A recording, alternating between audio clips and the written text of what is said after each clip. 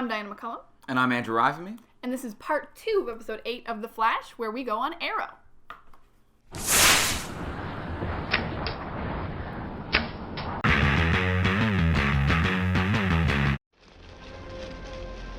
Felicity can crack the encryption. Use this to track down Harkness. You tortured that guy. I interrogated him. When my friend said your tactics made you a criminal, I defended you because I thought you were supposed to be a hero. I thought we were supposed to be better than them.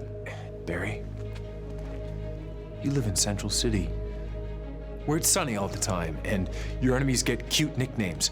You're not in Central City. Yeah. Welcome to part 2, where we're going to have a look at this week's episode of Arrow, where the Flash makes a little guest appearance.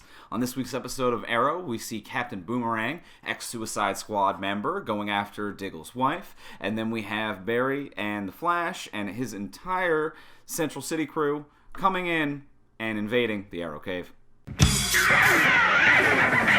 So let's talk pros about this exciting episode. What did you like? I absolutely loved how self-aware this episode was of everything that was going on and what was great about it. I mean, the episode was called Brave and the Bold, which is a callback to the old comic book, Brave and the Bold, when people would team up. They mentioned being brave and bold in the same sentence several times. Hammering it home. My life was complete when Flash was just lounging around in the Arrow Cave eating sushi. That's just a classic Flash thing and an image that I didn't think I'd ever get to see live actors doing. It was perfect for me. It was so perfect. And they were just so aware about all the things we were excited about and just giving us so many references and so many cool things. I just loved all of it. I really enjoyed it. I thought it was a lot of fun. I thought that the casts meshed together really well. This episode might have even been a little bit better than the Flash's episode, I think, just because of the cohesion with Captain Boomerang as a villain. It felt like there was a little bit more of a sense of urgency. There was more direction for them to go. I thought it was amazing how they actually made Captain Boomerang really dangerous because he's not a laughingstock in the comic books, but everyone knows that boomerangs really aren't that dangerous, especially for a Flash villain. He doesn't have any powers, which is kind of interesting that they introduced him on Arrow this way. Right. But wow, I never thought of boomerangs as being that dangerous, because I guess I never thought of them as being sharp before. It's something that shouldn't look physically intimidating. No, I shouldn't be scared of a boomerang. I've never seen a photo of a boomerang previously and been like, ooh, get it away. How they portrayed it was really strong and actually added some fearfulness to Captain Boomerang, something that could be and is at times a very silly villain, but at least with a very dangerous weapon. It is a very dangerous weapon, which for the very first time, because it's hard to notice this in the comics, I realized how useful boomerangs are, because he had 8 and he only ever needed 2 because they do really come right back. He gets them back. These aren't like batarangs that are just sticking in walls and you lose 50 a night. He's just like, I don't have a budget for 50 boomerangs. I need this thing to come back. Or Oliver's arrows. You know, there reaches a point where Oliver's like, well, that's the last one. And Boomerang's like, haha, still happening for me. Coming back. Cons. What didn't you like about this episode? I didn't like, and this is a little nitpicky, I didn't like the flashback. And I won't say that I didn't like the flashback because it taught us about, like, how we learned to torture and how Ollie came this way. But we've had episodes this season where we had no flashbacks. And I thought an episode where we had the actual Flash might be a good time to not have a flashback. In this one episode, I really don't care about Ollie's backstory. Right. I want to devote to what the episode's about, which is the Flash visiting. And I'm going to agree with you on that one. I think that there were unnecessary scenes. I actually might even go a little bit more extreme and say that it was disruptive. It wasn't just something that we didn't need. It disrupted the flow of this episode. The intent of it is to show that how Oliver became this way and how he became a violent person and the confliction that he has within himself. But all of those thematic premises were all highlighted between him and Barry in conversation. So the flashbacks were never really needed, because if you watch this episode and just don't watch the flashbacks,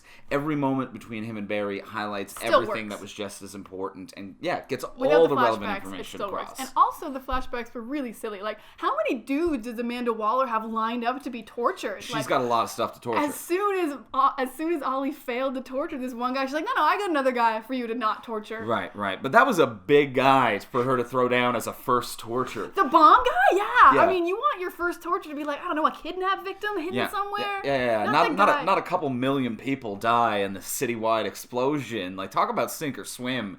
I think Waller might be a little bit aggressive, and I don't usually say this about secret operatives, but maybe you could use a little bit of a softer, kinder hand. I'm sorry. I'm sorry, Waller, but clearly this tough love system is not working. So for Easter eggs, we just had a couple little ones. The very first one is the title of this episode was The Brave and the Bold, and it also a thing they mentioned in the episode in actual sentences they said about being brave and bold. And the Both of those. Both of those things. And The Brave and the Bold was a comic book series which used to have, and I think they still run it every now and then, it's about just superheroes teaming up. So a very apt title. Another little Easter egg was when Barry met Detective Lance called him Bart Allen, and Bart is actually Barry's grandson from the future who comes back and he becomes Kid Flash eventually. So that was a fun little nod. That was cute. Yeah, it was cute. It was like, no, that's going to be my grandson. Good name. I'm going to use that. And another little Easter egg we had on this episode, which kind of come up before, is Lila asks, how's Speedy doing?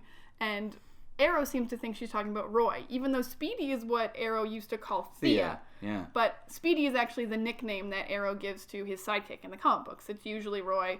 At one point, it's actually a girl named Mia, but she actually means the Flash. But it's weird that he said Roy because he's never been called Speedy before. So I think this was a comic book reference they threw in. It was more of a comic book reference than anything. It didn't fall into the continuity of the show, but it was fun. I got excited for a couple seconds. Comments. So this week we were live tweeting as usual, and we had a couple good interactions. And one that we wanted to talk about was from the Jeff Kelly at Jekylish, and he had a question for a DC novice. Is this Captain Boomerang the same guy Jay Courtney is playing in Suicide Squad, meaning the movie? And this is something we want to talk about because right before this crossover aired, they announced the cast of the Suicide Squad movie. And this seemed so weird to take away their own publicity from their crossover event and just confuse people. So yes, in the Suicide Squad movie, Captain Boomerang is appearing, played by Jay Courtney. In this episode of Arrow, Captain Boomerang also appeared, played by someone else who won't be connected to the movie. It's complicated, and I think it takes away a little bit of the shine of their own product. I am a little bit bothered by the fact that they announced that the week of their big crossover event. Well, because it's a before huge the crossover endeavor. happened. Right before the crossover Like, happened. wait till after it's done. It really does, I feel like, trample on a little bit of the shine and luster that was supposed to be this week's crossover. Yeah, literally in the same day, Flash vs. Arrow was trending in the morning. Mm-hmm. Suicide Squad started trending at night, and I'm not even sure Flash vs. Arrow got trending again when the episode aired. And this happened before. When Flash first started, it was Flash's second episode, and they announced who was going to be playing movie Flash right before it aired. Which was just so rude. I mean, let Grant Gustin just be Flash for a couple weeks first. Yeah. With this, like, it seems like a lot of people are defending DC, saying that this is a way of just stacking together promotions. But I really don't think it's having that effect. If anything, I think it's insulting. People. It's confusing. It's confusing people. They're cannibalizing their own press coverage, and I feel like it's hurting their product, which is a really fun TV show called The Flash. And they're bringing it down a little bit with what they're doing for this big major rollout, and it's sad to see. It is. So thank you for your question, Jeff, and we hope you're not confused anymore, and we hope everyone else isn't confused by this terrible press releases they've been doing. Thank you for watching part 2 of our review of The Flash vs. Arrow. If you want to chat with us next week, you can follow us at Dorkshelf, and we might read your comments on the air. And be sure to subscribe to Dorkshelf's YouTube channel right here.